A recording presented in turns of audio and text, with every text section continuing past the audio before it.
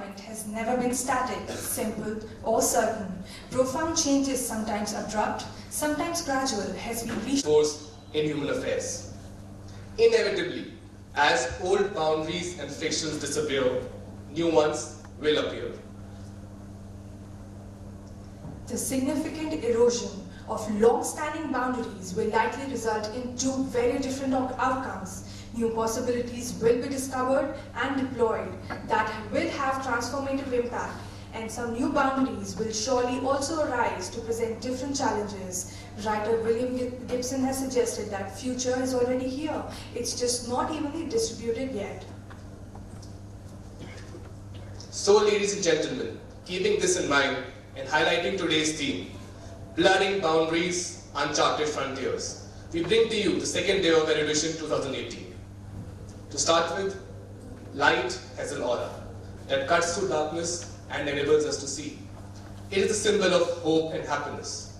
Hence, nothing beats the propriety of lighting a lamp to start a knowledge-sharing session that illumines the shadow of ignorance. We would now request our dignitary motion, Mr. Rajesh Sethi, CEO of Diverse Consumer Companies, Z Entertainment Enterprises Limited, Mr. Chetan Bhargav, Director, Millie India, Professor Kavita Sharma, Head of Department of Commerce and Dean, Faculty of Commerce and Business, Dr. Niti Vasil, Course Coordinator MBA IB, Dr. Urvashi Sharma, Course Coordinator MBA HRD, to kindly please come forward to light the lamp. We would request our colleagues to please guide the dignitaries for lamp lighting.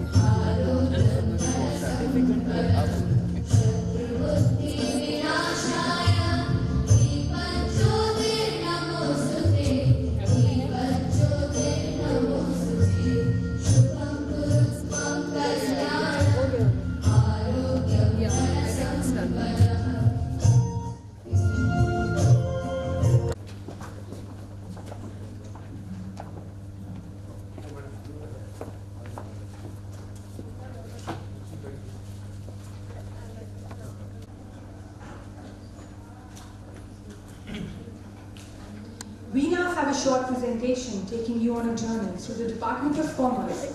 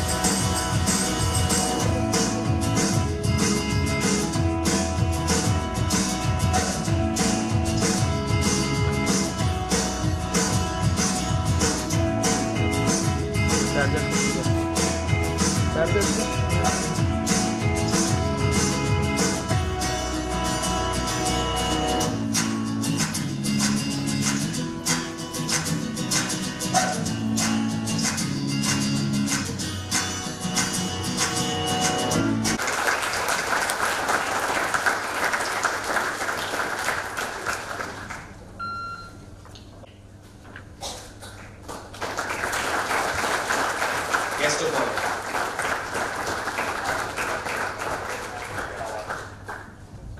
Sethi.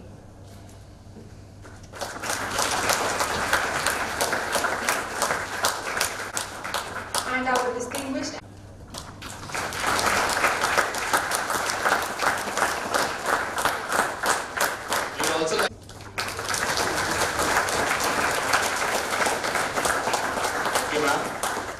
would now like to request Convener Team Convention, Mr. Piyush Jain, to formally welcome Dr. Neeti Vaseem.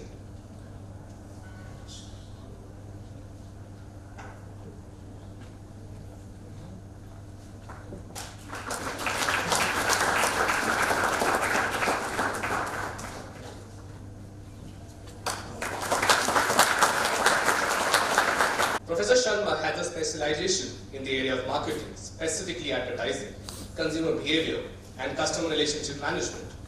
In her teaching experience of nearly 30 years, she has been actively engaged with teaching undergraduate and postgraduate courses in her specialized areas. She is the alumnus of University of Delhi and has a doctoral work on the topic Impact of Consumer Involvement on Consumer Behavior. She has also been invited as a resource person for UGC-sponsored programs for university and college teachers.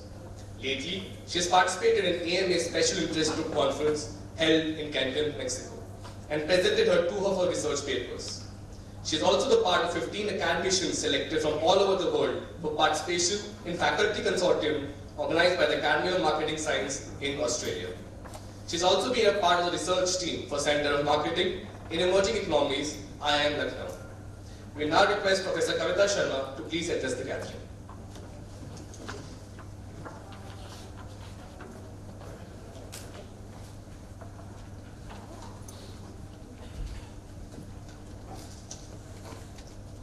Good morning, one and all.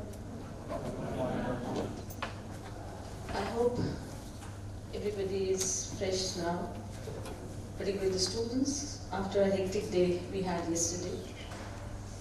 We are here now, I hope, with a fresh mind and a zeal to learn from the dignitaries we have invited all across the day.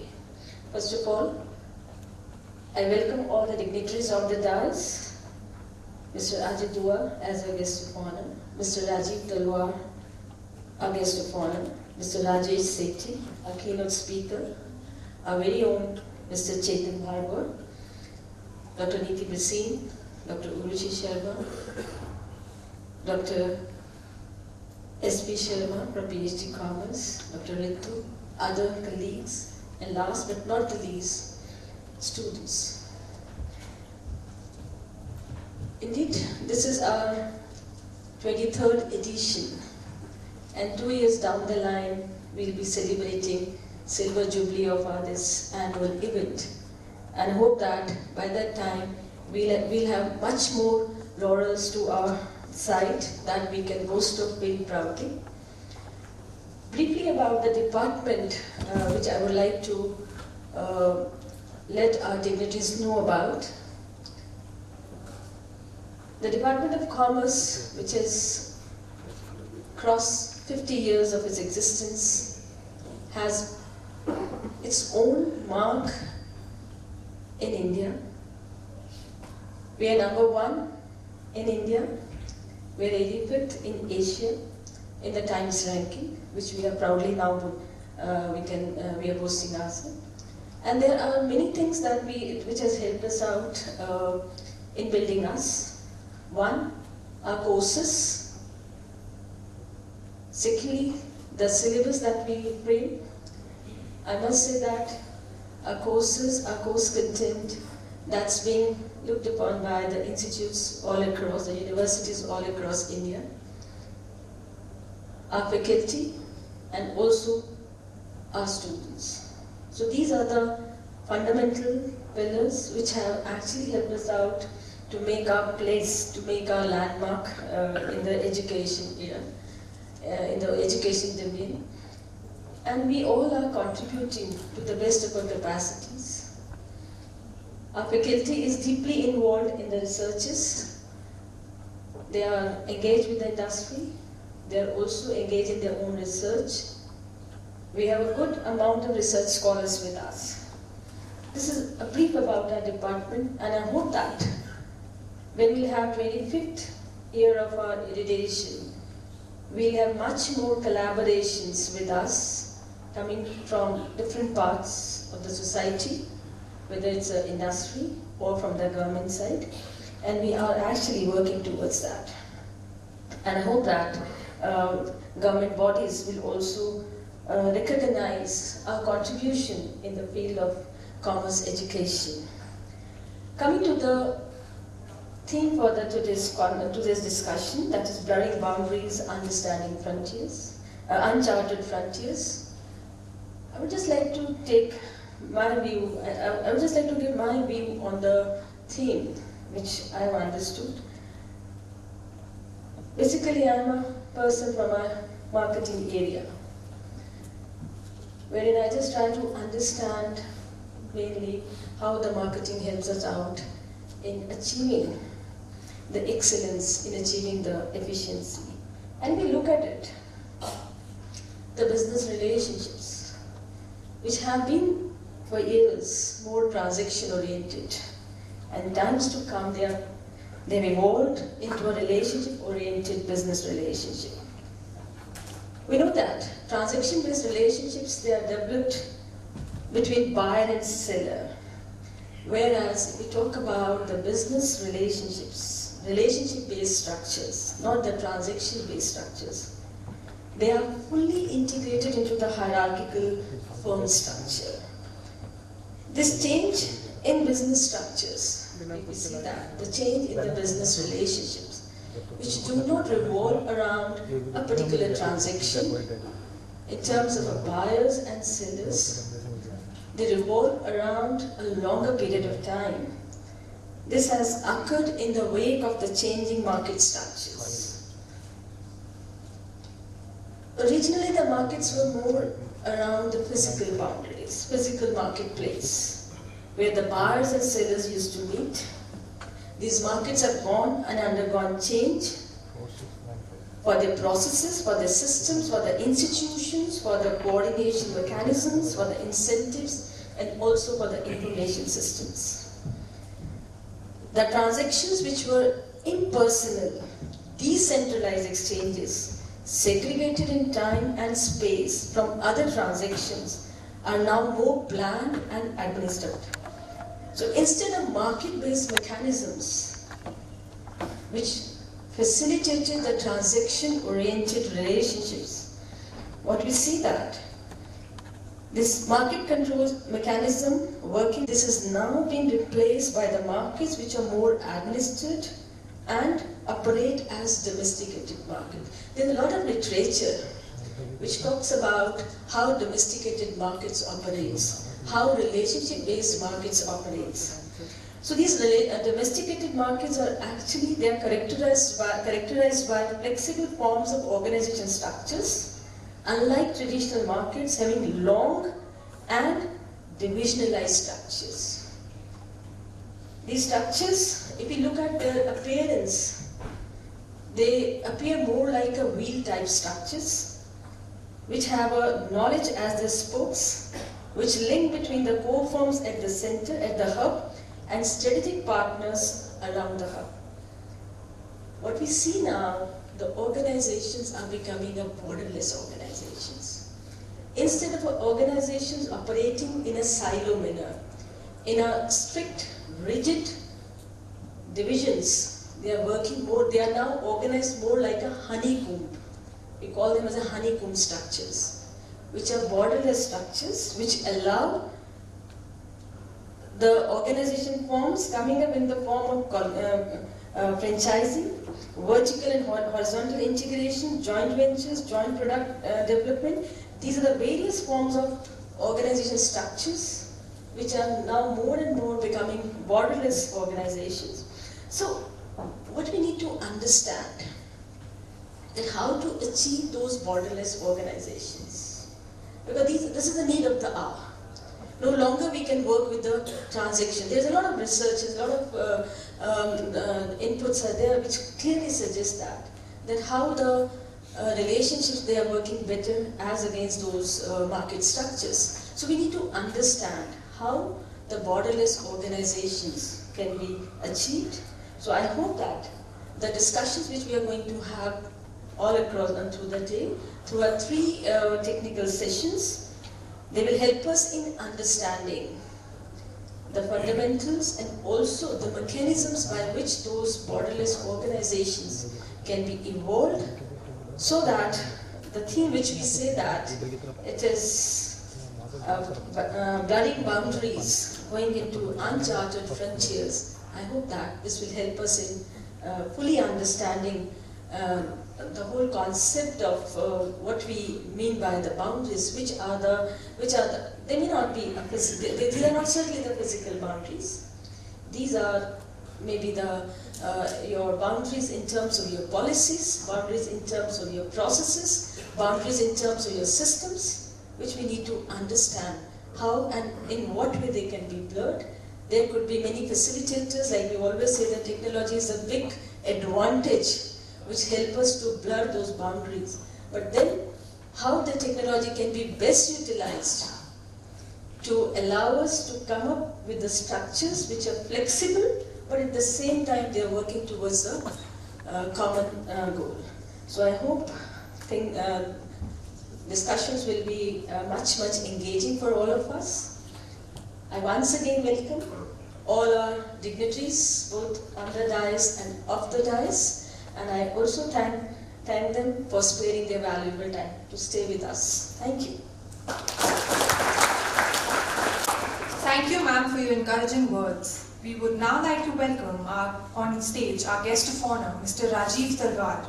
Mr. Rajiv Talwar is an illustrious personality who's donned many hats over the years. He was subsequently selected for the Indian Administrative Services in 1978. He joined DLF in 2006 and is currently the CEO and the whole-time director of the largest retail estate firm in the country, DLF Limited. He was also elected the president of PhD Chambers of Commerce and Industry at the Chamber's 113th annual session. During his tenure as an IAS officer from 1978 to 2006, Sir has held many important and critical positions in central and state governments, as well as in union territories. He has a rich experience of policy making in crucial sectors of the economy, with exposures to management of the number of public sector enterprises and statutory bodies in the transport, tourism and infrastructure sectors. Sir completed his Masters from prestigious St. Stephen's College, University of Delhi, and has been on the board of Delhi Tourism and Transport Development Corporation, Delhi Transport Corporation, Delhi Metro Rail Corporation, and Indraprastha Gas Limited. He was among the pioneers in the formulation, implementation, and promotion of India's tourism policy, including their marketing both in India and overseas. He was also instrumental in preparation and implementation of Delhi's environment and tourism policy. He's played a major role in shifting all commercial vehicles in Delhi to CNG and is associated with success in the unprecedented increase of port capacities in India, mainly through private sector investment and flowing back profits. We would request Mr. Rajiv Talwar to share a few words with us.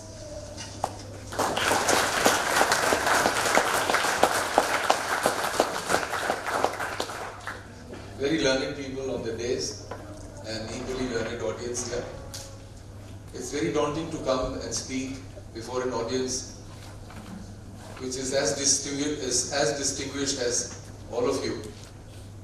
The very name Delhi School of Economics, and then it's more difficult, EGDIN. That's an audience which can unsettle anyone.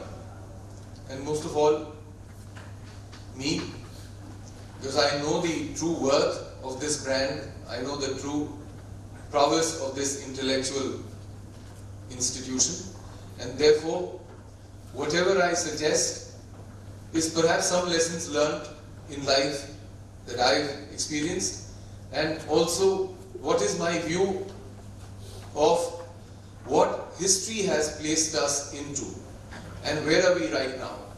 You said very well that the topic is blurring boundaries and uncharted frontiers. Actually, it's the other way around. Frontiers are getting blurred. These are charted, and what are the leaders trying to do right now? They're trying to chart out some new boundaries, which are very old in history. We've had flourishing empires historically, whether it was the Indian history before the beginning of 1 AD. We spent 1,000 years going into a new system in which knowledge became the preserve of the Brahmins. There were T20 teams, small kingdoms, and they were like T20 teams if you look at their armies. And it took us 1,000 years to get ruined by that.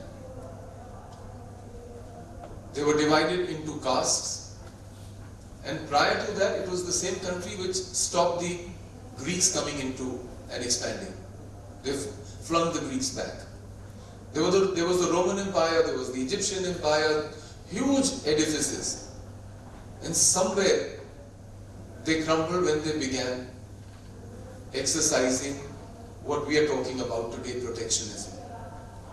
There was a civilization in India which actually got subjugated by very small bands of highway robbers. What we call in the last millennium,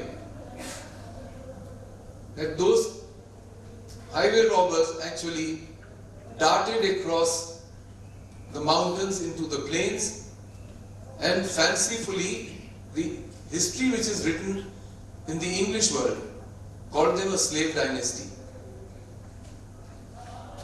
If they were slaves, they were getting their freedom here. And they were able to rule here for 300 to 400 years. Then you had something called the Great Mughals, where the Brits in a company came looking for a license to trade. And with the power of the gun, Western Europe and their economies established a system where it meant economic development through total protectionism. And what Shashi Tharoor has called, we gave them 300 years almost of grant in aid. Whatever wealth they took, whatever systems of production we had, they were stolen away from here. And then of course, accidentally, they hit upon a new area, now called the Americas.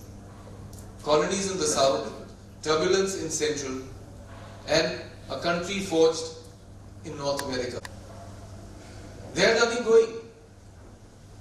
If they had not introduced free trade, and if protectionism had continued, where would the US have been today? It actually forced its way by bombing Japan, by dividing Germany, by dividing what was called the then prosperous world, hopefully, into two portions, the more prosperous, the less prosperous Eastern Bloc. And then enforced something which was utterly clever, something called the IPR. Historically, no one's paid for IPR. It's the US who introduced IPR. Today we talk of Microsoft headed by a good Indian. Can they do away with Indians? Can they stop H-1B visas? And where is Satya Nadella from? Manipal University. No IIT, nothing. No IIT, with your apologies Chetan, no MIT. Manipal. They do a whole lot of charity, but claim money via IPR. Microsoft has not provided Windows free to the world even after becoming the richest for years and years and years. Students in developing countries still have to buy that program, governments have to buy it. So the essence of what I am trying to tell you is that there are no uncharted frontiers. Study, study and study, brilliant as you are, marvelous teachers who will come and speak during the day over here, their individual experiences will tell you how to run enterprises. Their collective wisdom will tell you how the world is being forged. But each one of you needs to keep a goal in mind. Whatever we've been through this journey in India has been a journey of slow growth. has been a journey of fast population growth, unfortunately. Today, we need to educate people. Most of all, the greatest reservoir of wisdom that we have, which is the women in India. Each one of you has come in from a family where the mother has contributed ever so much, where many a sister has shielded her brother from many a prank that he's pulled, or many a thing that he's done in life which was wrong. That is the great reservoir of wisdom, intellect, professionalism, which we have curbed historically over ages now, 2 millennia. They are now coming into their own. Indian girls undoubtedly are much better groomed than the young men of today, with due apologies to all these handsome guys. Asia. And today they're doing it to West Asia. They've already broken up Eastern Europe, the number of countries over there. But such is the resilience that those countries, the ASEAN tigers, have come back. Many countries in Europe are doing well. And you are then now poised in a century which Indians right now aspirationally claim. Every leader in India claims. This is the century of India. We are 2 decades down in this century. It's still been the century of China. All of you who have been to China or who will go to China, please see that they didn't have systems. We had all the democratic systems, we had all the legal systems, we had all the laws which are prescribed to us by the West. England had child labor. Today they are telling us that, okay, we'll stop your exports because there may be children making pashmina shawls and carpets. When people are talking about wages, when bank finance used to come in from 18 to 24%, which enterprise can be profitable to give you 50% profit on a 98% income tax rate? The steel framework and the leaders, because last century was dominated by 2 streams of thought, 2 streams of economic organization: communism and socialism, and capitalism. Capitalism representing all these countries which had stolen the wealth of the world and got in a low money rate. Communism, which was thinking that yes, distributive justice. Therefore, when any party, any intellectual in India, most of all bureaucrats, who say that distributive justice, we will see to it that inequalities are removed. Where have inequalities been removed? Economists will find any coefficient, the Gini coefficient, anything, to say that how some other economies which have prospered on the gun, by the gun for 300 years, have lesser inequality. And we have greater inequality because we have a large number of poor people. Therefore, it is your job to start not only reflecting, introspecting, and teaching the government. Please teach the government that yes, this is a great country, we've got a huge market. The only communist government in the world today, besides the elected one in Kerala, is the most capitalist, China. They're able to import at the highest rate raw materials and sell manufactured goods at the cheapest rate. May not be technologically great, but they've turned up such a surplus that they're now buying their way through the world. There are 2 kinds of crusades beginning right now. One is the crusade of 30 years of bombing, albeit on a religious base. Which white country is a Muslim country which has gone along with US and UK and France? Or 40 countries, as Blair said, that a consortium of 40 countries took part in the Gulf War. Is the reverse crusade now, where you find migration being allowed in Europe. The other crusade is the Chinese economic crusade. Where are they investing? And that is the danger, my friend. Depend on your family values. But teach the government that it is the duty of the government and the responsibility of the government to make India a rich country. Anything which stands in the way of becoming rich as a country, that should be done away with. Laws which were redundant have to be done away with. Because we've all seen it cannot be by protectionism. We'll come out the best in competition. Let India and China, which is 2/3 of the global population, demand free trade.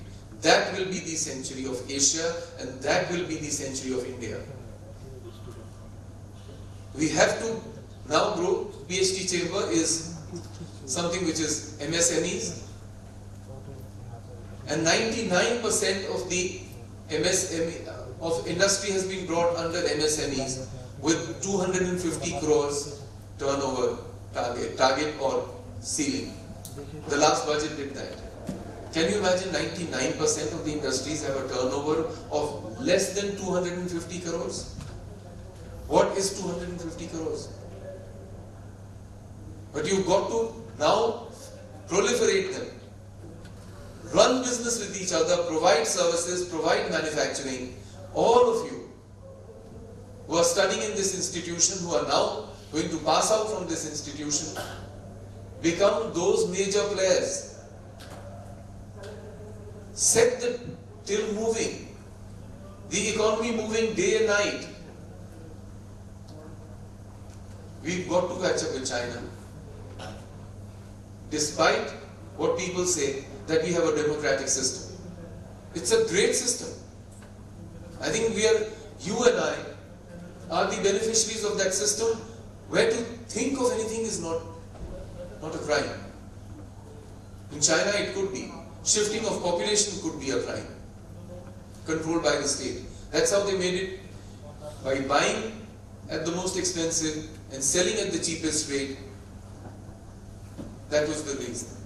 They allowed populations to shift, they forced work, labor, they do work. But then, the moment they tasted success, today you can go to a Chinese, and if you say that I've got to take a flight at 11 or 12, and they need to place and finalize their orders, there'll be a woman, there'll be a man, they will come to you at 6 o'clock in the morning, take you from the hotel to the wholesale market, large markets, see that your orders are placed, and say that, sir, before you reach there, we would have shipped the first shipment. We need to do away with the rules. Why are these rules made by income tax people, by the IAS officers, by the customs people? We need to work within a framework of law, undoubtedly. But let those laws be something which promote trade, which promote economic good. No one told the poor in this country that you need to stop writing letters and take a 50 rupees charge and speak to your family back home. All of them took a phone. Today the market is flooded with cheap phones. In fact, they also look out for a smartphone because there's so much coming on the social media. So similarly, we need to go big ticket. And believe me, it takes a lot of good sense. Last of all, I will touch on what is the company that I work for. We are extremely proud that we seem to be the last man standing. Lots of big names have withered away, took unnecessary risks, leveraged unnecessarily, and thought that good times will continue to roll It is in the good times that you have to be sensible, not only in tough times. Bought land, helter-skelter everywhere. And in the end, now we've had 10 years, of almost a decade when the downturn began. It's a long cycle. Many of them could neither fulfill promises nor deliver homes. And everyone who's invested, actually individuals were taking bank loans, giving it to developers who were frittering away money. It took a lot of control to say that we will not launch projects. We actually saw laws coming like RERA, the Real Estate Regulatory Authority, an act, and said complete every commitment to your buyer. Quality may be sometimes in question, time definitely in question. This country didn't have the capacity, execution capacity to deliver. But then every project completed, every customer liability or commitment discharged, and there we got huge investment coming in from GIC of Singapore. You have good products, you have good projects, you have good enterprises, money is not a problem. It's not for nothing that people have invested into Flipkart. There's a huge market waiting out to be there for delivery. It's not for nothing that India is boasting of companies which are ordering 500 planes each. Please remember, with Air India today called a sinking airline, it has all of 111 planes on order. You have Indigo and SpiceJet ordering 500 each. So therefore, even the sky is not the limit. You only need to have a sensible head, control, have a risk-taking appetite. Very often, we who are permanently employed sometimes kind of underplay that risk-taking nature. All of you are young. You've got the world opening before you. You have the best techniques, the best tools of big data analysis, the best techniques of analyzing each part of your venture, each part of the business you step in. Use those and actually give India its due. But more than India, give your families what is due to them, give yourselves what is due. And the greatest gift, I think, which my seniors like Dr. Dua and even people before him gave, that if we give our children good education, they will definitely have a better future. Live up to that promise yourself. Make India into a 25 to a $40 trillion economy. Believe me, then I will ask you the last point. Change religion. Sikhism may have been an outgrowth from the society of this country. We don't know whether we can call it an outgrowth of Hinduism. It's the youngest religion, full of brave, hardy people, full of hard-working people. But what is the greatest gift they've given? It's called the langar, due to which you see no Sikh beggar on the streets. Why do we have temples over here? Why do we have mosques? Why do we have churches where good people can go in, pray to God, come out and face a line of beggars and give them some alms? If India is really to become a $25 trillion economy and a $40 trillion economy, shouldn't we have a temple at least in every city, a mosque in every city, a church in every city, where people can go and get free food? You know for a fact that India is producing enough to waste 10 to 15% of cereals and food feeding rats and rodents. India is producing enough fruits and vegetables not to utilize the bulk of them for processing. Can we give free food to every Indian citizen? especially if he's not able to earn it. So that you have no beggars on the streets. You have no people fighting and rummaging for food. I mean, there are bright children who can make from temple waste, they make products and they're running a successful business. It's a startup. Why can't we change? In a rich country, the religion will change. And fortunately, we are very lucky to be living in a multilingual, multiracial, multi-religious society. That kind of society has the best churning of minds. And may you inherit that. May you work towards that and see to it that not only your elders, not only your family, not only your country, but more than that, many of you, I'm sure most, or is it that all of you are unmarried? All? Okay. Then promise a better future to your children, a safe, steady future. You will not have Me Too's. It's the rich US which began the Me Too movement. Ladies are not really dependent on the casting couch for very long. And it's a good industry which has given good returns. Whether it be journalism, whether it be the entertainment and media industry, which is leading the Me Too movement in India. So prosperity does get freedom of the mind, equality, gender equality, but most of all, it should give a better opportunity, a peaceful country, and a better opportunity to your children and to your grandchildren. So please, thanks a lot. No need for protectionism. It's going all wrong. They're trying to protect wrong things. We've got to make a success at home and then go out in the world and ask for free trade and then break down boundaries which are still being set by many in the developed world. Thank you. Spoken words. I'm sure they'll go a long way in helping your future managers. Next, we would like to welcome our second guest of honor, Dr. Ajay Dua. Sir is a graduate of St. Stephen's College, Delhi, where he earned an honours degree majoring in economics. He went on to pursue his MSc in economics at the London School of Economics and Political Science, UK. He was awarded the doctorate by the University of Bombay for his work on economics of urban rural programs. He also holds diplomas in business administration, marketing management, and in Russian language.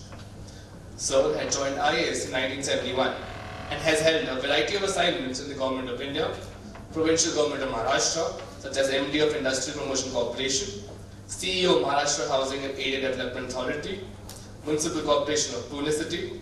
From 2005 till 2007, he was the Secretary, Industrial Policy and Promotion in the Federal Ministry of Commerce and Industry. He is also an industrial consultant in the Solomon Islands on the behalf of Commonwealth Secretariat, UK. As the Secretary in the Ministry of Commerce and Industry, he is responsible for the formulation of industrial policy, intellectual property issues, and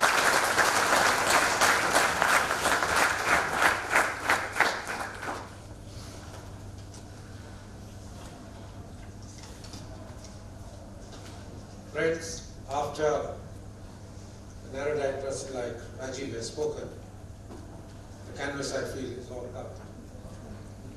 What I might be saying will be somewhat repetitive, but let me try to contextualize the theme for today, which given to me was the dynamics of business environment, the changing dynamics of business environment in the context of the main theme, blurring boundaries and uncharted frontiers.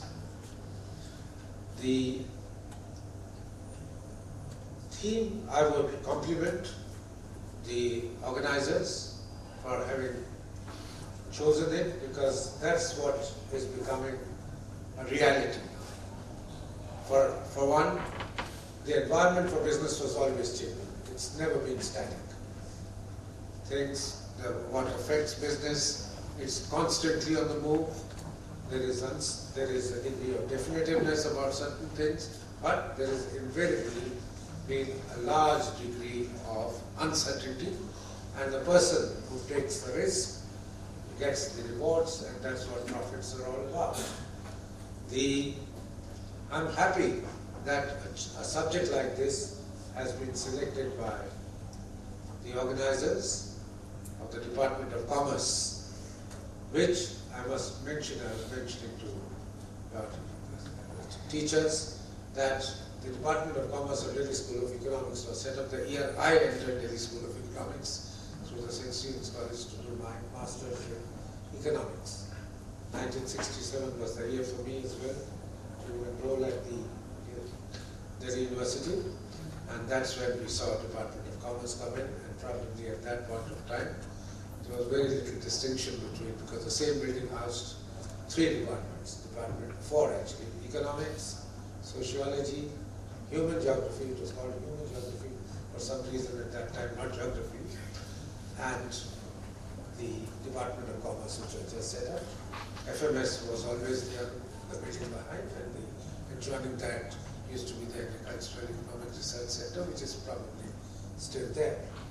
Since then, the institute the department has gone places, including having started two management programs, the ones which have been great success and of which you people are students now, the International Business Development, the International Business, and the MBA in Human Resources.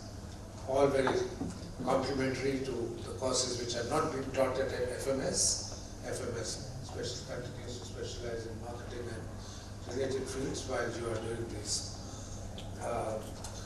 international business, which, as well as HR, or both of which have this, the degree of exposure to the theme which you have chosen is far more relevant to your courses than, I would say, the ones which are largely domestic driven. And I would say the papers on which have been circulated as well, thank you.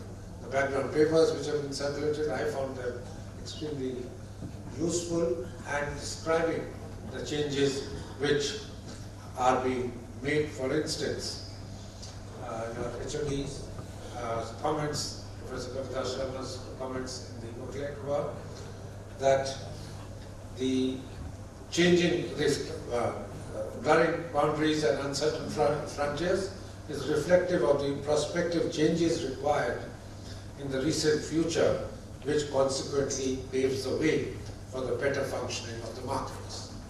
And that's what we need to be talking about. And then the course coordinator, Mrs. Urushi Sharma's comment also I found very apt, where she describes as business environment has never been static, simple or certain.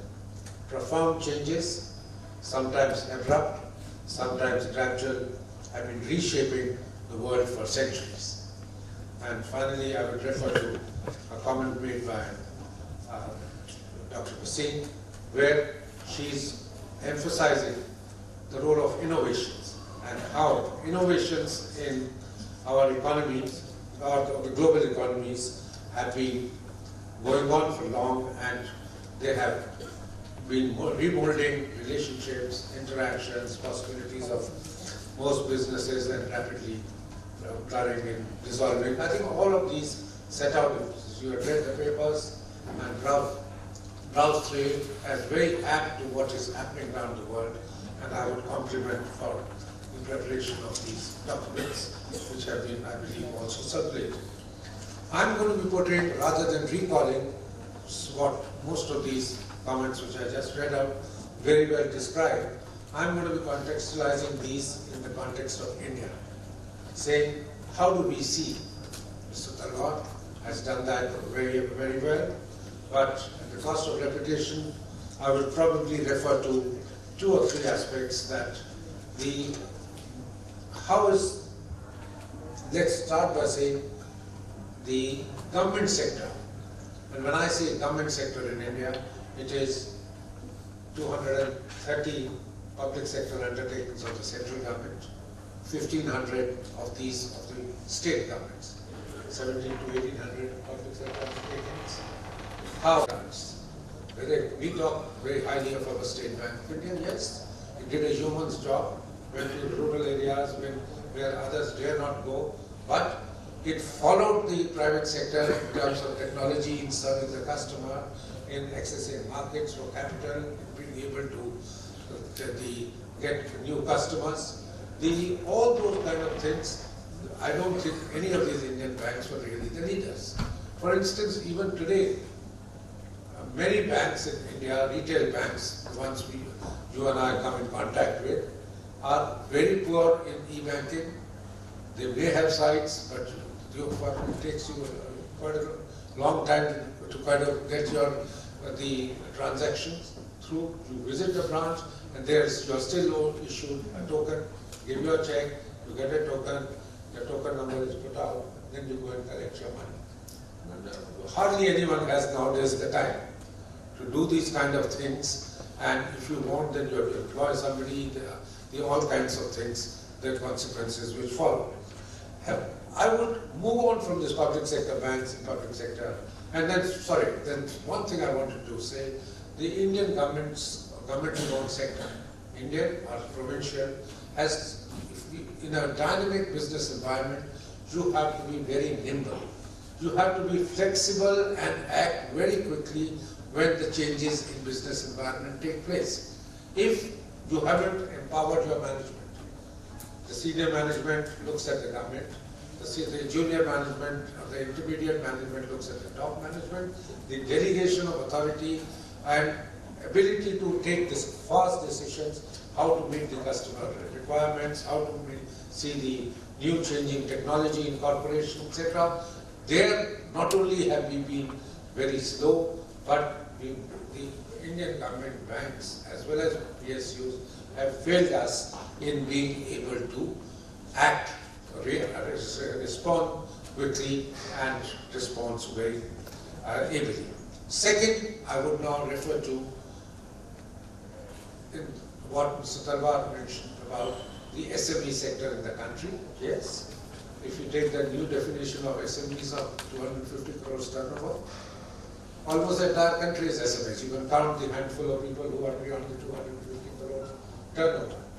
I'm not talking of capitalization, but the turnover, it is 1% or not even 1% of the entire number of units in the country. Business entities would qualify as small and medium enterprises.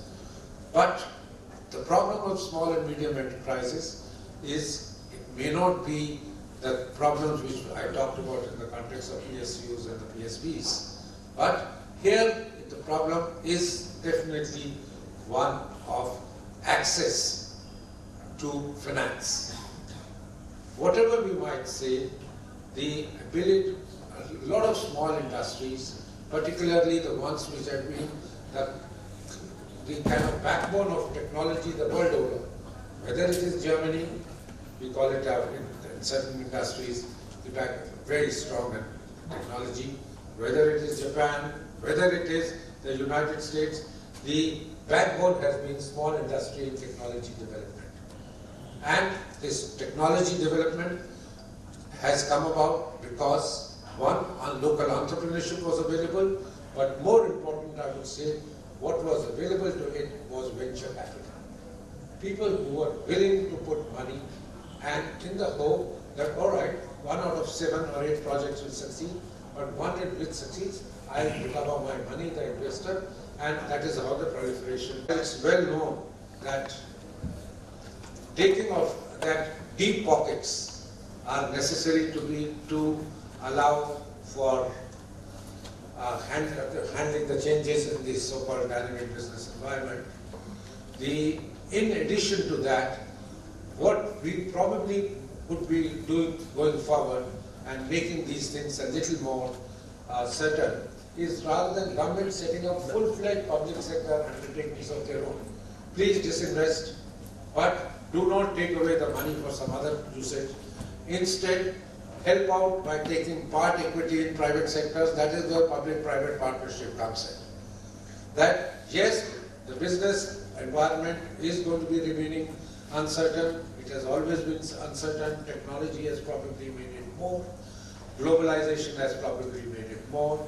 And protectionism, about which Rajiv talked at length, is going to make it again difficult to do business, particularly globally, and it could affect prices of essential inputs like crude oils, commodities, as we are experiencing, that there is a need for hand-holding in India, and the hand-holding could be that if wherever the entrepreneurs are willing, where the government does see that going forward there can be a future or that industry is necessary, rather than 100% owning it and ruining it because you are, for all the reasons which we talked about, including government not being nimble enough, management, far too much of accountability, etc. A part equity in some of these companies that will make them better handle the changing dynamics of business development or business environment. Thank you very much.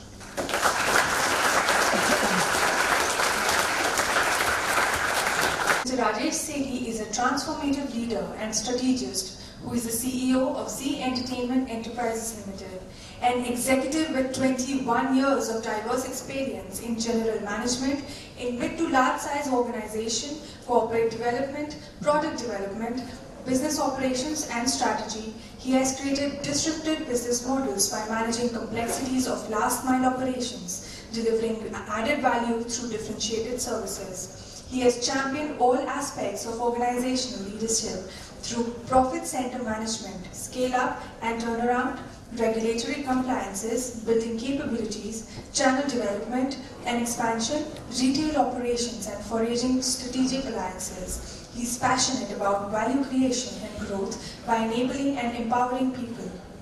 Previously, he was the CEO at 10 Sports Network and is widely credited as the one to transform 10 Sports from 9 years of losses to profits, and has also reinvented traditional media distribution business of Z.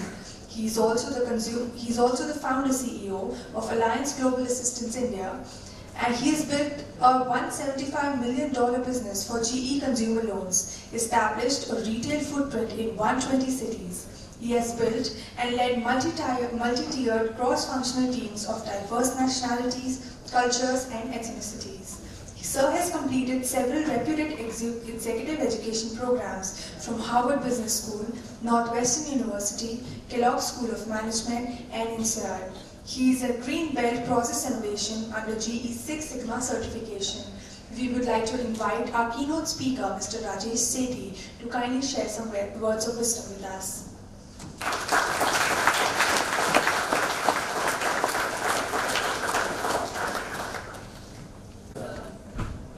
Thank you so much for giving me this opportunity to be out here and share my thoughts with the brilliant minds at Delhi School of Economics. It's a great privilege and honor to be out here. Hearing my distinguished speakers before me, one thing which was going on in my mind, globally, beyond India, we are going through a phase of transformation, and this transformation is going at a pace which has never been so rapid. And why? I think it's more driven by two things. Innovation, which also brings in disruption. So innovation and disruption, though being the key drivers which are rapidly changing the world around us, is also leading to a lot of opportunities. These opportunities are waiting for all of us, you and me, all of us. It's a time to pursue our dreams. It's a time to design the things. It's time to break the boundaries, challenge the status quo, create new opportunities. And as they say, you don't need a big idea to make it big. You need a small idea and make it big. Make the small idea big. With that, let me deep dive a bit.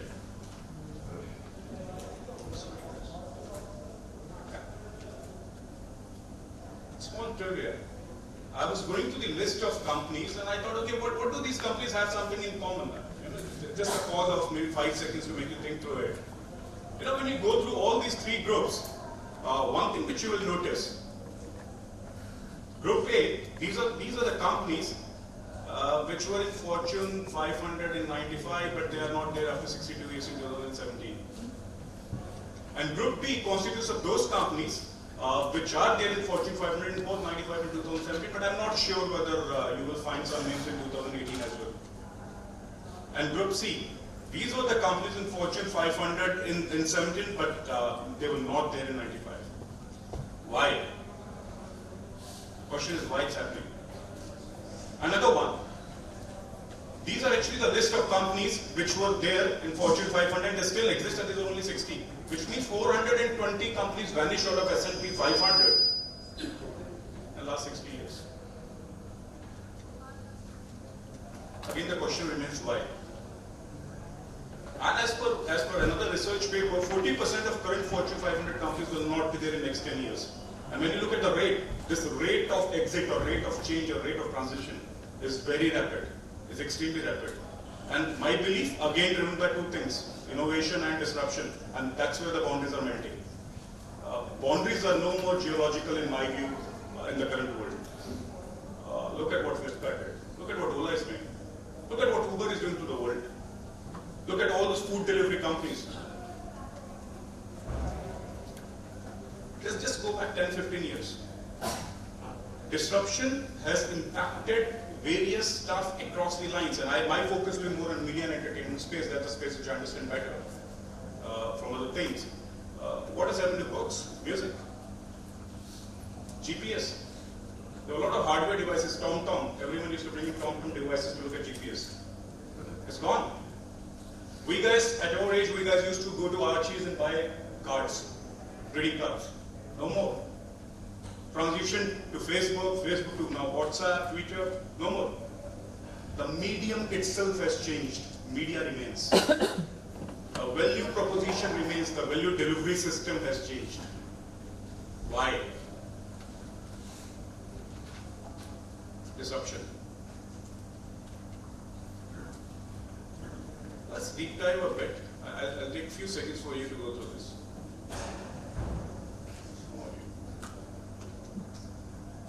Sorry, guys. Good enough is dead. In a world where everything is connected, where everything is equally excellent, where performance is reaching perfection, there's only one space left to innovate in: you. Right now, you are a central point in the raging tornado of change fueled by digitization, mobilization, augmentation, disintermediation, automation, well, the list goes on. Science fiction is becoming science fact. Think about self-driving cars or computers that can learn and think. The way we work will never be the same. The skills we need will be dramatically different. Winning or losing are now happening faster than ever before. So what's your response? How will you discover new opportunities in one of the most transformational times in human history? Are you driving change, or are you being driven by it? Disruption has become the new normal. Absolutely, disruption is the new normal.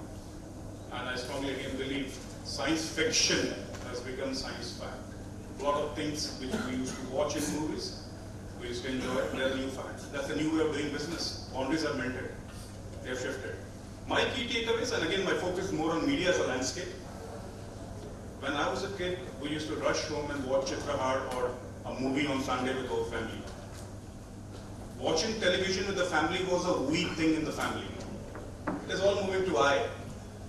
Now, everyone wants to consume content at their time, their preference, their device. You know, it's becoming I. I still call it we plus I because sports still brings in that factor. That's the only thing which people watch together with friends and family. Otherwise, the consumption of content, the consumption of entertainment has moved from we to I. Another thing, the boundary between media and medium is dissolving, absolutely transcending. Media, content creators are now becoming the medium and vice versa. Look at what Amazon is doing at Amazon Prime. Amazon came in as an e-commerce company. They are into content.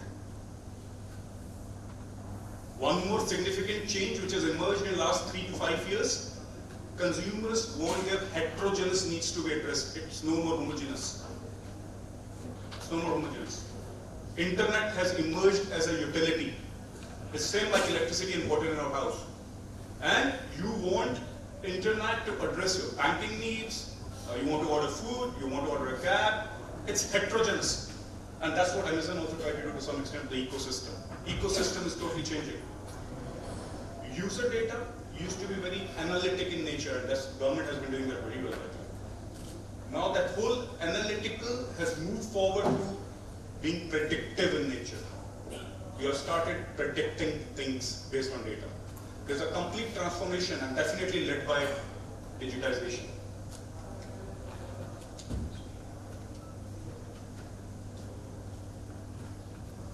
This is how the traditional media distribution space looks like in our country.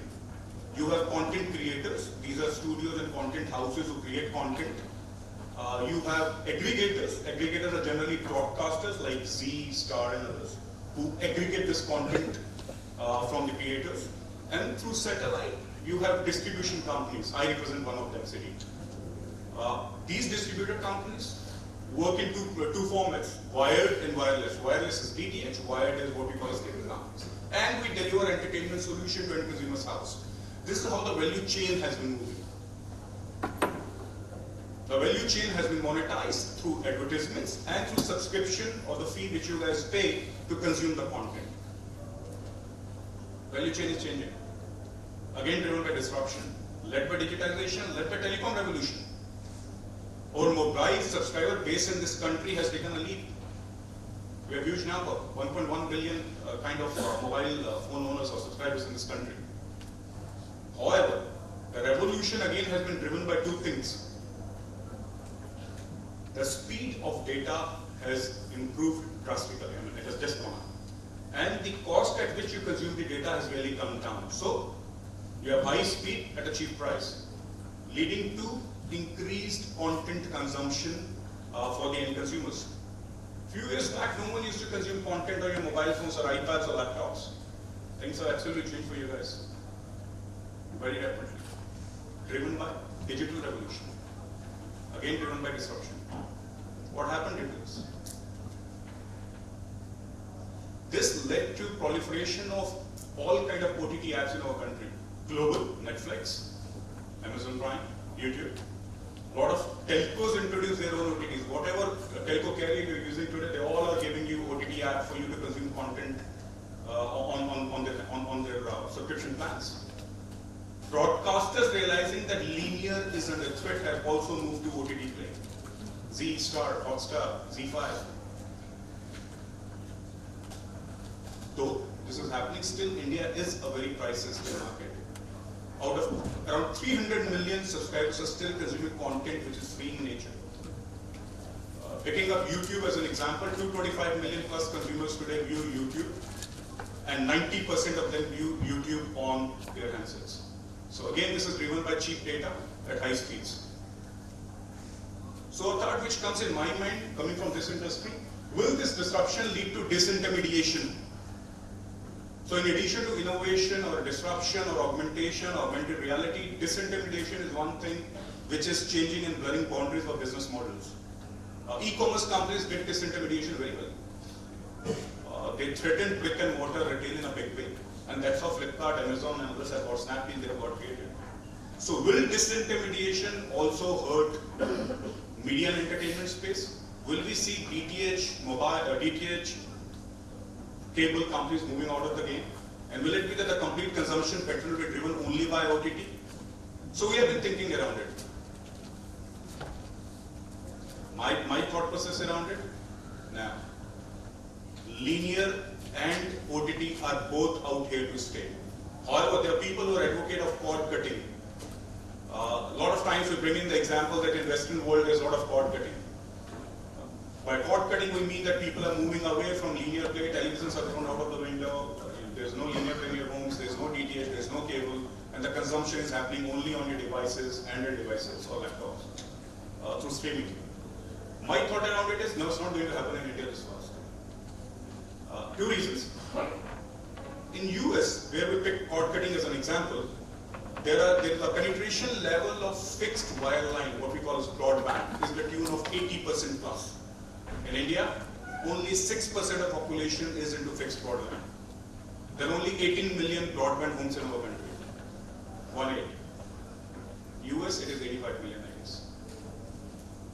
The price arbitrage between OTT and subscription services for content is huge in US. OTT is much cheaper as compared to what you pay for the content in US on linear mode. It's the other way around in India. We get for 250 rupees, you can get 300 plus, 400 plus. The land once known for its cheap rip-offs has actually become a guide to the future. You know, the internet is the internet, but for China, the internet is more like an intranet. It's largely walled off from the Western world by this incredibly complex system of filters and blocks that we call the Great Firewall. And basically, the Great Firewall blocks any foreign site the Communist Party doesn't need to control. So that means there is no Facebook, no Twitter, no Google. Instead, what filled the internet vacuum was a generation of Chinese copycats that have grown into huge companies. So for Google, you had Baidu. For YouTube, you had Youku. For Twitter, you had Sina Weibo, and the list goes on and on. It's almost as if the Chinese internet is a lagoon as an aside to the greater ocean of the internet. And in that lagoon, there are these swamp monster apps that bear some resemblance to the creatures in the ocean, but are mutated in some ways because they evolved in a different kind of environment. But things have started to shift in the sense that before, no one outside of the lagoon really cared about the swamp monsters. But now, all of a sudden, some of the features they've developed are so amazing that Western apps are trying to copy them. The greatest example of this is WeChat. WeChat is an example of, for lack of a better word, a super app. It's a Swiss Army knife that basically does everything for you. It's your WhatsApp, Facebook, Skype, and Uber. It's your Amazon, Instagram, Venmo, and Tinder. But it's other things we don't even have apps for. There are hospitals that have built out whole appointment booking systems. There are investment services. There are even heat maps that show how crowded a place is, be it your favorite shopping mall or a popular tourist site. The list of services goes on basically forever. But it's not the variety of things you can do on WeChat that makes it so powerful. It's the fact that they're all in one app. So why does that matter? Hypothetically, imagine you're sitting at home and one day you notice your corgi is dirty. You open WeChat, hit a few buttons, and a few hours later a man shows up at your door with some shampoo and a big vacuum. Your dog gets cleaned and he looks great. You take a photo, you share it with your friends, and tag the dog cleaning business. You haven't left the app. Your friend who likes Hello Kitty and works a boring office job is slacking off at work and looking at WeChat. She sees the photo of your clean corgi. She decides she wants her poodle cleaned. She clicks the tag on your photo and orders the same service. Within seconds, the man with the big vacuum is on his way to her house. She pays him, and he's happy because he got paid instantly on WeChat. She starts chatting with you to thank you. Neither of you have left the app. While chatting, she tells you about a new hip noodle joint. She says, you have to come. It's a schlep that you accept. She orders food while still at her desk. You order a taxi. She pays for the food. On the way to her house, the man with the big vacuum invests the money he earned from both of you into a wealth management product that's probably a little too risky. Neither of you nor the man with the big vacuum have left the app. Both of you arrive and the app tells the kitchen you're there. Your WeChat profile photo pops up on the mirror. It's an old photo from the year you had that weird part in your hair. Of course she makes a comment. Your food is served. You notice your meat is a bit overcooked, so you snap a photo and post a disparaging restaurant review. You're already on your phone, and you remember you still owe your friend money because she paid and transfer her money. Neither of you, the man with the big vacuum, nor the restaurant, have left the app. At the restaurant, there are no menus, there are no waiters, there is no cashier. There is only WeChat. By rolling so many functions into one single app, it's altered the concept of virality. It's no longer just videos or images or tweets that can go viral. It's a dog washer, noodles, all sorts of companies and products that get the push of the social network. Here in China, that network is 700 million people. This sounds great, right? Well, it is, but using a single app to find a date, schedule an oil change, or notarize a document also enables WeChat to collect a staggering volume of personal data. They know what you talk about, who you talk about it with, what you read, where you go, why you're going there, who's there, how you spend money when you're online, how you spend money when you're offline. The list goes on indefinitely. The company has been last valued at $400 billion, created in 8 years. $400 billion. I think the core around WeChat has been moving beyond innovation and disruption and trying to address the heterogeneous needs of the consumer. It's that Swiss Army approach. A solution for addressing all kind of problems. Opportunity in India as well. Amazon is another example. You talk about books, you talk about e-commerce, you talk about Amazon Pay, you talk about money. They are also creating a complete integrated ecosystem. Another example of convergence through creation of ecosystem. My key takeaways. The future in this country lies in convergence. A convergence should create an integrated ecosystem which should be able to address the heterogeneous needs of a consumer. It can't be homogeneous. And customers will still look for maximizing the value. Take an example, I'm sure a lot of you would be going to Food Panda, Uber Eats, Swiggy, and still looking for 100 rupees off. Which one is giving us a better value? We all do it. I do it. So customer in India will look for maximizing the value while you providing the solutions to address its heterogeneous needs, driven by a converged solution which will be led by disruption and innovation, and means will follow. Small idea, make it big. Means will follow. I'll leave you with a few pointers. In my industry, we believe that content is now on demand. It's no more 8 baje chitra rahega. It's on demand. Whatever you want, just browse through. OTT, absolutely personalized. I was amazed with esports. Ideally, esports went into Asian under test this year, India got a bronze. And I remember when I was a kid, my father used to stop me, why you are always on video games? Now esports is into Asian games. In fact, the event of esports which happened in 2017 in Las Vegas had 60 million people booked viewing it with a purse size of $1 million. This is what digitization is changing us. $1 million purse size for esports. Another thought, when we talk about Tesla, when we talk about Google, everyone is talking about self-driven cars, robots driving the cars, or robotics driving the cars, artificial intelligence coming into play. So one thing which we are debating in our minds, what's going to happen? So where is the opportunity if cars become self-driven? And the thought which comes into our mind is it's freeing up the consumer mind, our mind, your mind. So that's where the retail opportunity lies. That now you have consumer attention available to you, virtue, technologies, and this consumer attention will be available more and more and more. How do you monetize and capitalize on this real estate? That's where the opportunity is going to take you. Thank you. Words. I'm sure the content that we had today is surely something we will look forward to. Next, we would like to welcome a distinguished alumnus, Chetan Bhargav sir, a technology enthusiast, visionary and market disruptor. Sir is an MIT Sloan Fellow and has a glorious career spanning over 21 years.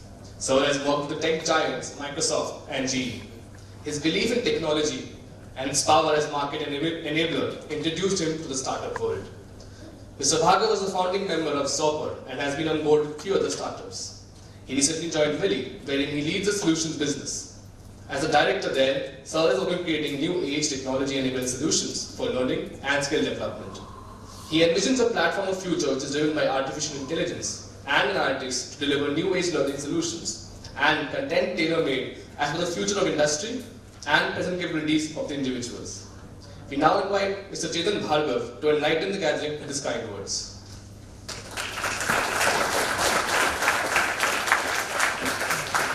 Good morning, everyone. I think I'm standing between you and coffee and tea, so I'll make it quick. Nice to come back. 2010, I remember Professor Tabitha was there. I got the Distinguished Alumnus Award. Somebody had called me and I was surprised for what. Because honestly, I've never been a very good student. I've always said the wrong things at the wrong time. So whatever I'm saying right now, I say it with a lot of disclaimer. I have to be also very, very careful because I just realized when I was in the panel, my father-in-law's colleague is also sitting here. It's a small world.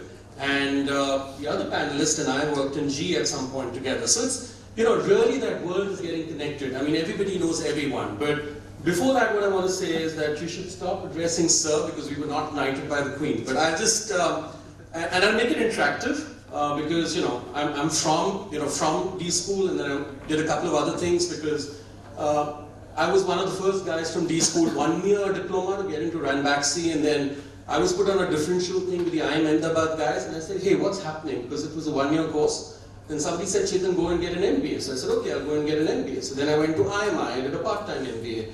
Then somebody said, hey, you're a part-time MBA. I said, fine. Then what should I do? So I was driving on the dusty roads of Gurgaon with my wife, and she says, hey, Chetan, there's something at MIT in Stanford. Why don't you apply there? Tukka lag gaya, ho gaya. So my point to all you guys is like, my esteemed panelist said, it really doesn't matter where you come from. It's what you make your life about. And it's also about how many risks you take in your life. If you don't want to take risks and stay in your little cocoon of things are not going to happen. And I'll give you examples of that. So when I was talking to the, your committee, I think they've really worked hard to coordinate this. I said, hey, I'm going to look at boundarylessness not just from a perspective of trade, people, domains, and what is happening in the Western world. The gap, I work in education now, so this is my 11th industry that I'm working in. And honestly, India is in deep trouble in terms of education right now. As I say, please don't quote me outside this room, outside the top institutions, education is run by the least educated. And that is, honestly, as I go and visit universities and do keynotes at a lot of other places, including the IIMs, including even a couple of times I've been in the US talking, that's the problem in India. And that's where I think is, my esteemed panelist, Rajiv said that we really need the government to step it up, right? There's been a lot of talk about reforming education, it has to happen now. But I talk about 4 themes, right? Why we can blame the government for a lot of things, it's a big ship. I realize I work for a 210-year-old American company which is disrupting itself from being a publisher and becoming destructive and using destructive technologies. And it's not easy. So if it's not so easy to change companies, it's very tough to change the government. Okay? When 25 years back, when I was in D school, I didn't have money, so we used to go to that 10 rupee barber on the road, right? But thoda bahut, you go to a saloon, and the funny thing is, if you look at entire Southeast Asia belt, it's been provided by an Indian company out of Hyderabad. So this massive change happening out of India, despite all the infrastructure issues, because thanks to AWS, thanks to co-working, thanks to a lot of Indian Americans coming back to India, and that boundarylessness work that's happening, India is a very strong SaaS player. And if they get support from the government, you will see the multiplier effect that will happen on the economy, right? There's another company called Belong. I don't know how many of you from HR. How many of you from HR or just the IB, okay? So go and check out Belong today. You can actually predict how I'm going to change, or about Rajesh, because we both come from the private sector. In the next 6 months to a year, you can predict whether you're going to change your job or not. They scour data on social media, LinkedIn, what are you saying, and actually predict using analytics. Okay, again an Indian company set up by Vijay, who's a BITS graduate. So there's a lot of shift happening, and that's how, when you talked about the blurring boundaries, there are no boundaries today. You can sit anywhere. And the other country that I've been a little involved with, now unfortunately I'm not, is Israel. A teeny-weeny country, which does not even have the population of Delhi, is today actually creating startups and unicorns because they're extremely creative and hardworking people, and they have the programming skills. So that's how the world and the new world order is getting shaped. But I agree with you, sir, when you spend about, when 25 years back, we used to say, oh, India and China, India and China. And we used to be in these schools saying, yeah, China go decline. But honestly, I feel bad today. And you go to Shanghai, you see the factories. I worked in Microsoft, so I went to a Dell factory. Hordes of people coming in and out, right? So, while we're happy about our growth rate, but we need to see where China is, because I see no reason at all with the kind of talent we have. And he said about, Indians being there. So I'll give you a small example. I had to look for an apartment in Boston. Okay, because my Buddha gaya tha, right? Mid-career gaya tha. 39 ki umar mein MBA phir se karne gaya tha. Right? So it's a mid-career program.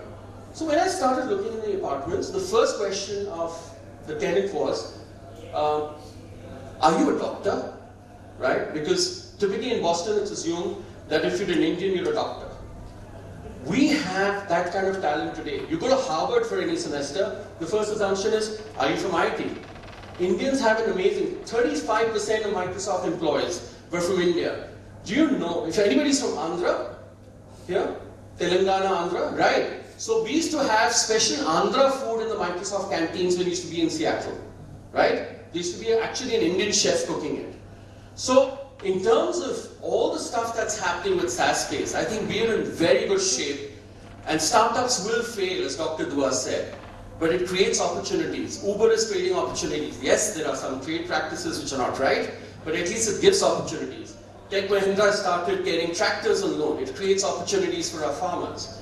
The second thing I want to talk about is, and which I've really done badly in my life, is following your passion. Today you can make your passion your profession. And I would, I think Rajesh and I are more of one generation, right? We had to do a job. We had to get married at a certain time.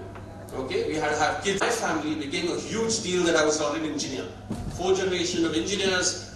Oh, you're not going to go to IT. I said, no. Raise your hands. That's really sad. Each one of you should be aware. 200 senior executives, director and above, fired. You don't change, thank you. Doesn't matter where you come from. So he was saying, oh, you're from MIT. I said, nobody gives. If you ask me and Rajesh, we're as good as our last quarter. That's it. Doesn't matter where you come from. Right? So it's extremely important for you to change, reskill. The relationships between faculty and students are going to change. It's going to be more collaborative. People are going to start coming in classrooms for a learning experience to discuss case studies rather than theory being taught.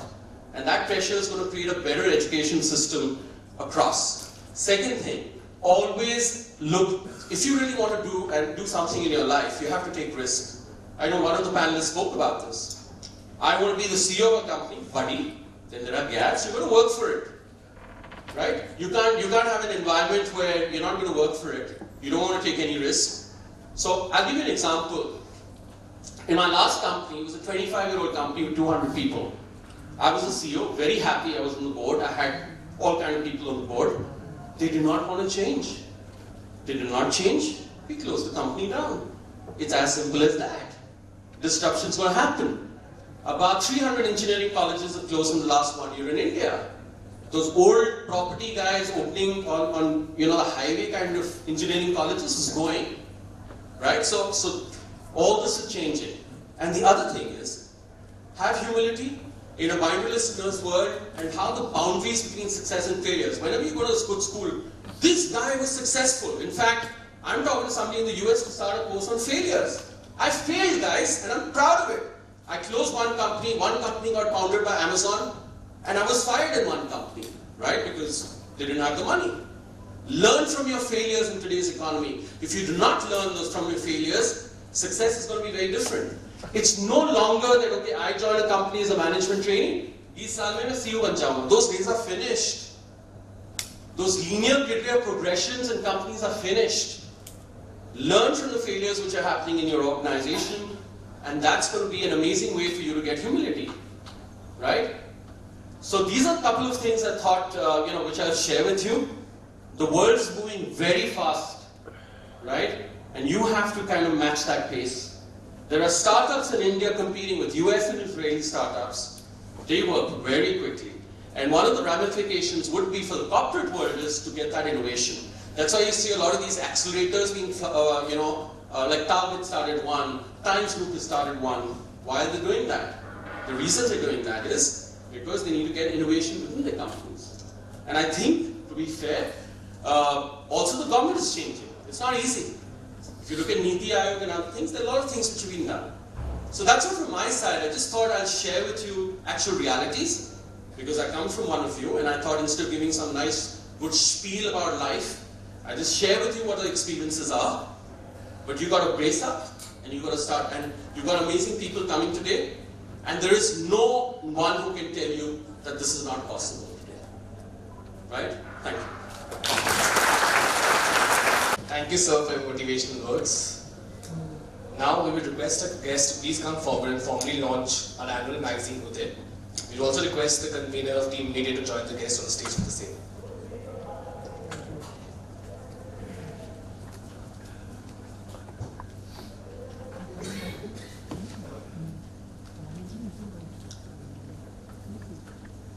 Uday is the annual business magazine journal of MBA International Business, Department of Commerce, Delhi School of Economics. the journal of venture by the faculty and the student insight on key issues concerning the current business and economic world.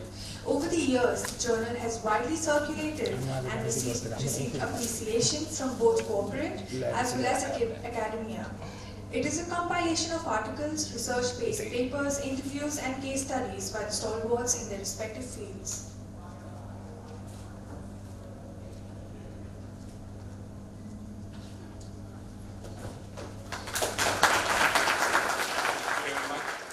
Of international business and taxation.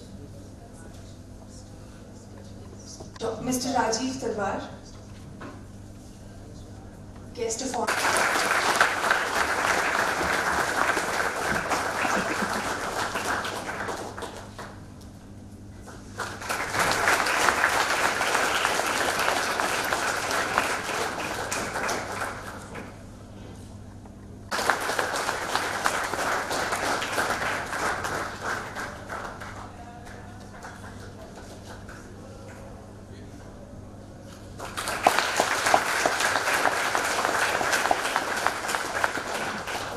Thank you, ma'am. We will now request Dr. Neeti.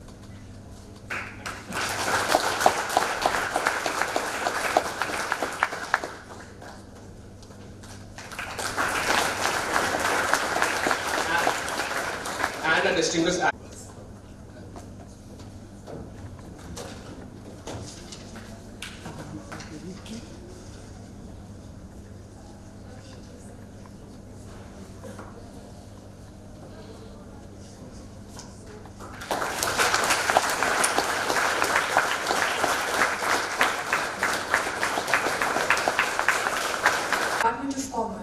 Dr. Neeti Bhasin possesses specialization in the area of international business and taxation and holds an experience spanning over more than 15 years. A gold medalist in MCOM examination, University of Delhi, she has been an achiever of various medals and prizes at the postgraduate level.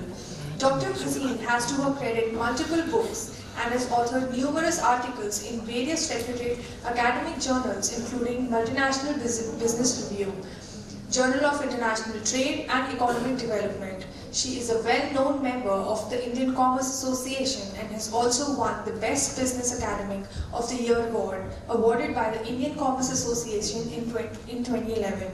MPhil and PhD students are currently doing research work under her guidance. As paper coordinator of the paper of international business for EPG Pathshala project under NMEICT, Ministry of Human Resource and Development, Government of India, she has coordinated in development of e-content for international business paper for postgraduate courses.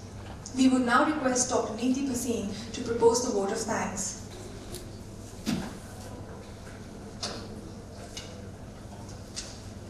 Good morning, all of you. Good morning. Well, it is always a pleasure to express gratitude at the end of a wonderful session like this and to wrap it up in a present that we call as the vote of thanks. So I'll try my best that through this vote of thanks, I'm able to express my thanks and gratitude to all those people who have made the opening session of this day a memorable one and have contributed in their own way through very useful insights here. So, considerable amount of words we have heard about this theme of this erudition, which has been blurring boundaries and uncharted frontiers. And we have heard our esteemed panelists talking about how the dynamics of business are changing and the landscape is changing.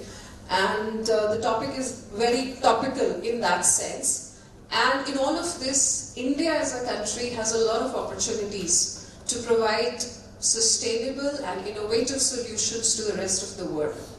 So, of course, this opening session has been a very fruitful endeavor with insightful speeches by our esteemed guests. I, on behalf of the Department of Commerce, would like to express my very sincere thanks and gratitudes to all the panelists who have accepted our invitations, spared their time, and enriched us with their thoughts and experience.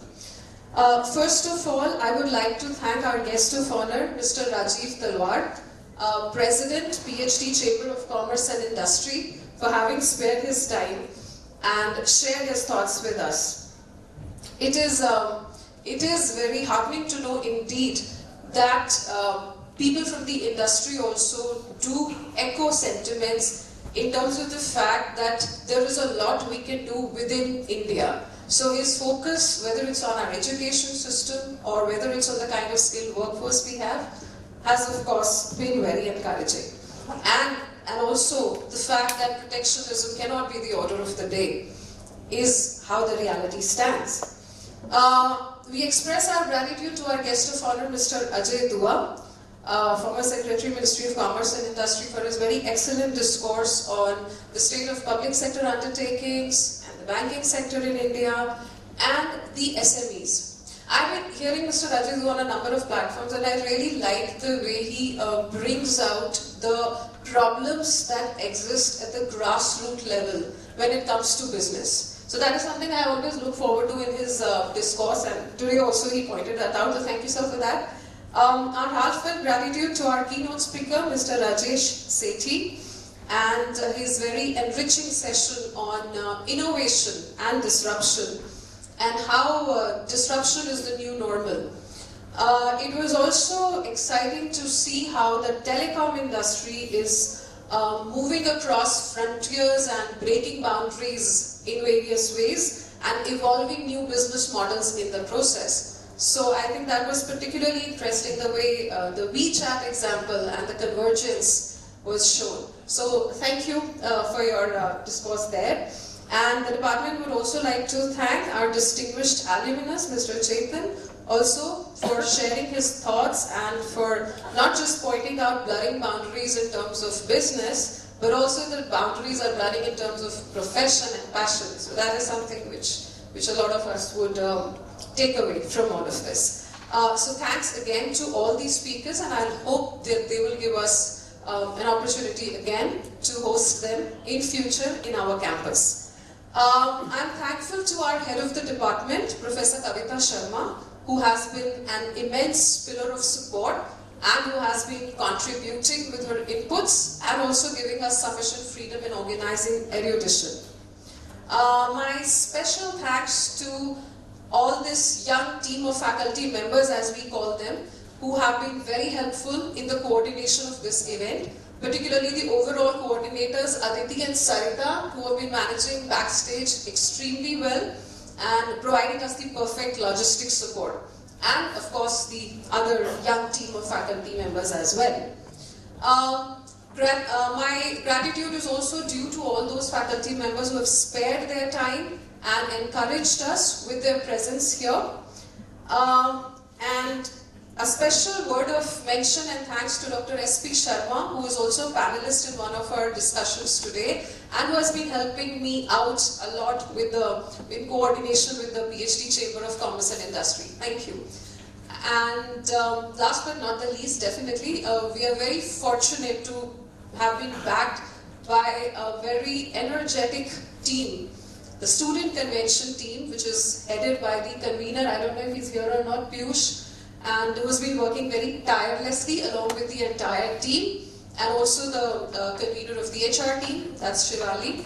So these people have been putting in untiring efforts and working with utmost sincerity and have delivered beautiful results. So I guess a special round of applause for the entire team convention.